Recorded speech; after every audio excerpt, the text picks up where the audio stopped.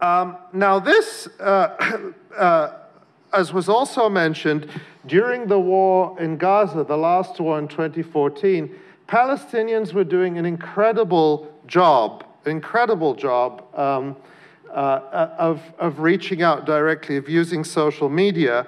And this is an article by Belal Dabour, who's a young doctor in Gaza, and he was working at Al-Shifa hospital during the massacre.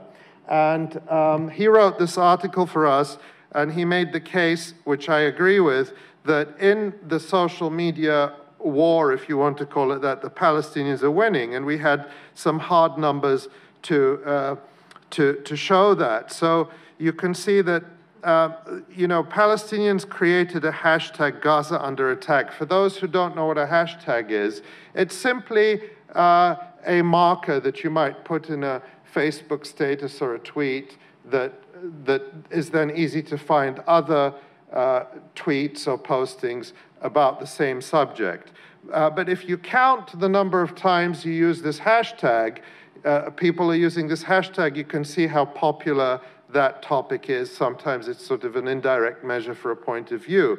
So what you can see, this is over a period of a month in July to August during the massacre in Gaza. And you can see that the orange line, which is the Gaza under attack hashtag, which generally was being used by people who are supporting Palestinians, was being tweeted out hundreds of thousands of times a day.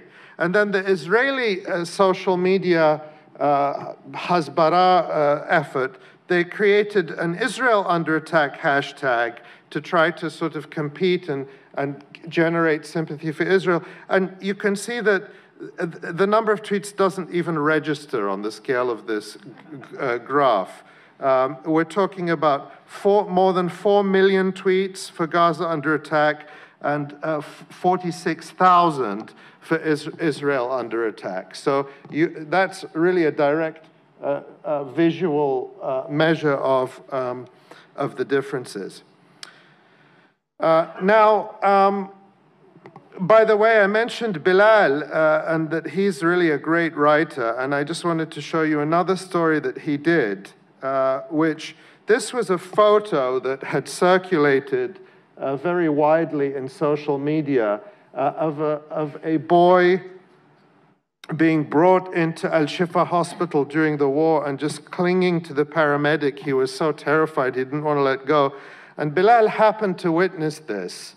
He happened to be working in the emergency room at the time, and he told this story on the Electronic Intifada. This article that we have up right now, I think it was one of our top read stories. Within a few days, it was read more than 500,000 times on the Electronic Intifada. And it's another example of how the media, how a story that, can be published by us or by other independent media can really go global. And this particular one was a big hit in Australia, and I'm going to see if I can find it. Here it is in the Sydney Morning Herald. See if it comes, luckily I'm still online here. So that's loading. But we saw this time after time with these stories that we would put them up, and this is what we were talking about, that social media can be an important story. And you can see that here it is in the Sydney Morning Herald.